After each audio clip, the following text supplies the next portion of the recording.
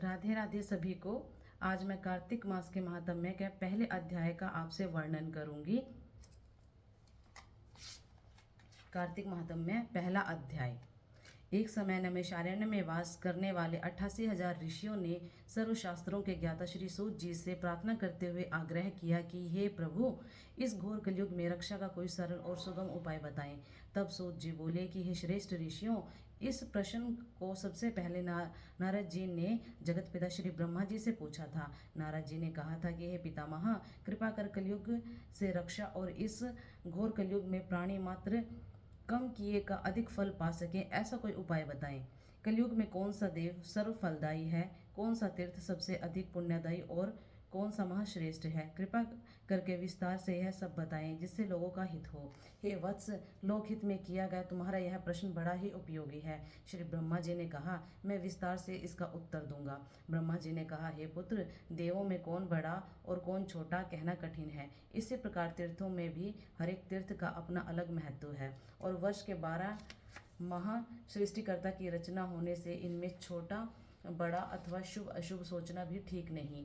फिर भी हे मुनिश्रेष्ठ, उस परम पिता परमात्मा के विष्णु स्वरूप को साधकों ने श्रेष्ठ माना है। इस प्रकार तीर्थों में भी बद्रीनाथ धाम और मासों में कार्तिक मास को उत्तम माना है।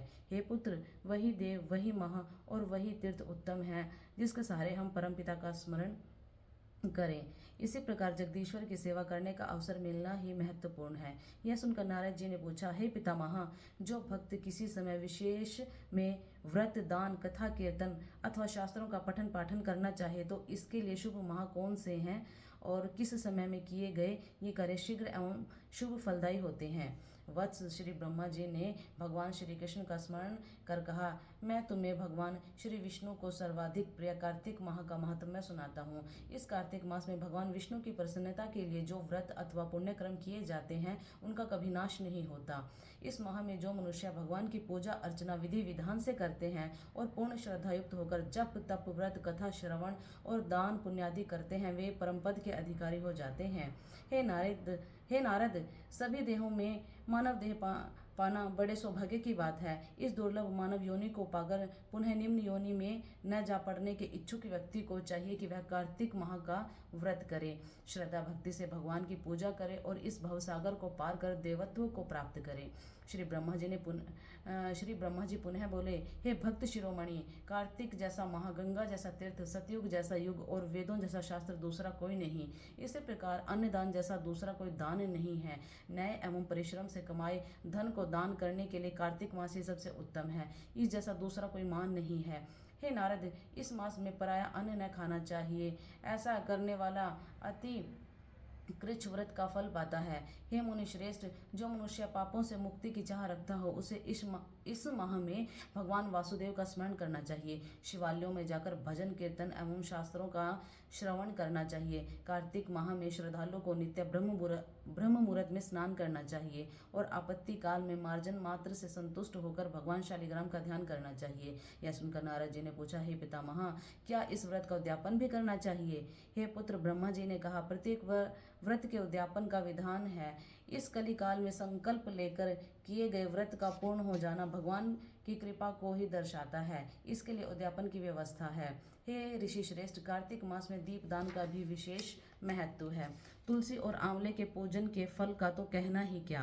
भगवान शालिग्राम की प्रसन्नता के लिए तुलसी और आंवले का पूजन करना चाहिए। भगवान विष्णु के भक्त को चाहिए कि तन मन से अपने गुरु की सेवा करे। संतोषी ब्राह्मण को सपत्नीक सादर आमंत्रित कर उनका सत्कार करें और प्रेम पूर्वक भोजन करावें तथा वस्त्र, छाता, जूता, रत्न, स्वर्ण आदि भेंट कर उनका आशीर्वाद लें। हे देव ऋषि, कार्तिक मास में प्रातः अरुणोदय सूर्योदय काल में उठकर भगवान विष्णु का पूजन करना मोक्षदायी होता है। किसी पवित्र नदी, तालाब, सरोवर अथवा कूप जल से स्नान कर पूजन करना, पाठ अथवा कथा सुनना चाहिए और सुपात्र याचक को दान देने से श्रद्धालु व्यक्ति के पितरों का भी उद्धार हो जाता है। हे नारद, कार्तिक मास में जो श्रद्धालु भगवान विष्णु का कमल पुष्पों से पूजन करता है वह जन्म जन्म के पापों से मुक्त हो जाता है। कार्तिक मास में जो श्रद्धालु भगवान विष्णु के द्वादश द्वादश अक्षर मंत्र ओम नमो भगवते वासुदेवाय का जाप करते हुए प्रत्येक जाप के साथ भगवान श्री विष्णु को तुलसी का एक पत्ता एक दल कहलाता है अर्पित करता है वह मोती दान करने जैसा फल पाता है। जो श्रद्धालु भगवान श्री विष्णु की आरती कर प्रसाद स्वरूप प्रभु की मूर्ति के सम्मुख तुलसी दल अर्पित करता है उसे सहज ही भगवान की कृपा प्राप्त हो जाती है।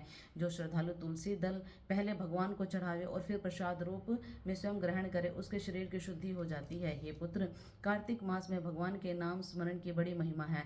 कार्तिक मास में सर्व पाप हारिणी श्रीमद् भगवत गीता का पाठ पढ़ना सुनना चाहिए। स्कंद पुराण के अनुसार कार्तिक मास में गीता का पाठ करने वाले के पुण्य अनंत होते हैं। श्री ब्रह्मा जी ने कहा, हे देव ऋषि, कार्तिक मास में व्रत करने का इच्छुक व्यक्ति ब्रह्म मुहूर्त में उठे और नित्य कर्मों से निवृत्त होकर किसी नदी, सरोवर या कुएं आदि पर जाकर स्नान करे। यदि ऐसा संभव न हो तो घर पर ही शुद्ध जल से स्नान करके व्रत का संकल्प उठाए। हे नारद, पूजा अर्चना में संकल्प का बड़ा महत्व है। यह श्रद्धालु व्यक्ति की निष्ठा को बलवान बनाता है। यदि कोई श्रद्धालु स्वयं संकल्प न उठा सके तो पुरोहित की सहायता ले लेनी चाहिए। इसके बाद श्री राधा जी के साथ श्री कृष्ण भगवान की मूर्ति के सामने रखकर श्रद्धा भक्ति से उनका पूजन करना चाहिए। सबसे पहले श्री राधा कृष्ण जी का ध्यान करें, तत्पश्चात उन्हें आमंत्रित करें, फिर चरण पखारने, आचमन और स्नान आदि के लिए जल अर्पित करें, वस्त्र, तिलक, पुष्प और अक्षत चढ़ावें। इसके बाद धूप एवं दीप दिखावें, तत्पश्चात श्रद्धापूर्वक नैवेद्य अर्पित करें। इसके बाद पान सुपारी